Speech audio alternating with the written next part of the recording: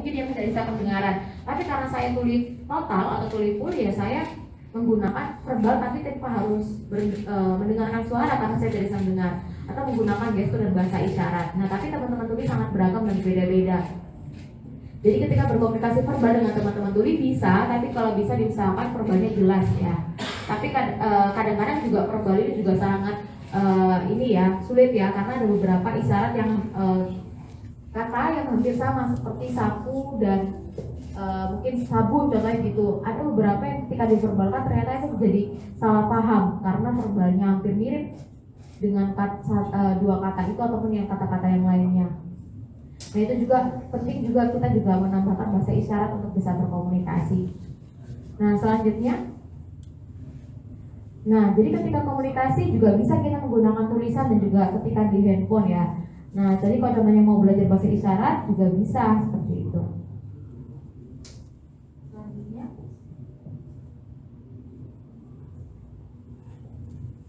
nah sekarang kita memahami terkait apa sih perbedaan antara dunia tuli dan dunia dengar.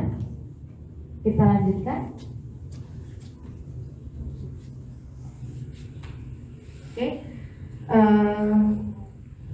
Biasanya ketika dunia dengar kita akan berkomunikasi secara verbal, langsung oral, langsung tanpa harus secara visual ya, karena kita menggunakan pendengar suara.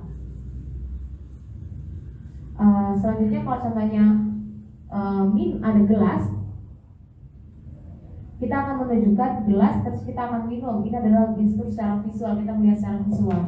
Selanjutnya kalau untuk lanjut,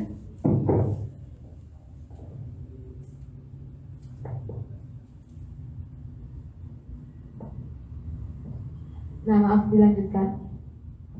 Jadi yang visual sama motorik ini dulu. Nah itu maksudnya apa? Ketika berkomunikasi dengan budaya tuli, kita akan melihat secara bentuk. Kayak tadi ada satu gelas.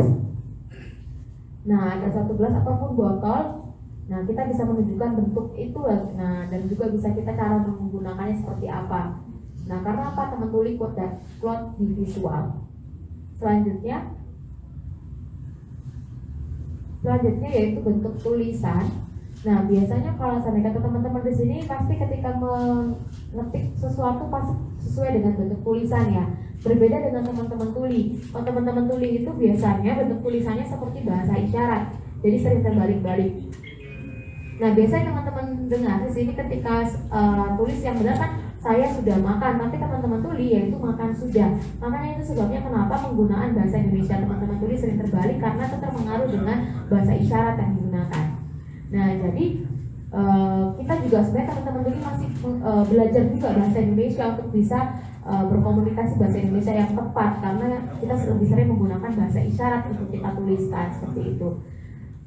Nah, kita bilang iya bahasa Indonesia bagus, tapi kan kita juga tetap bisa harus menyesuaikan karena kita juga bahasa isyarat yang pertama dan kita juga sekarang belajar bahasa Indonesia untuk itu. Nah, tapi juga kembali lagi ya teman-teman, kemampuan teman-teman tuli itu beragam sekali, tidak semuanya sama. Apalagi teman-teman tuli yang dari daerah pelosok ataupun daerah yang belum mendapatkan pendidikan, bisa jadi komunikasinya itu sangat sulit sekali dan itu sangat berpengaruh dengan pendidikan yang dia dapatkan ketika dia sekolah. Kita lanjutkan.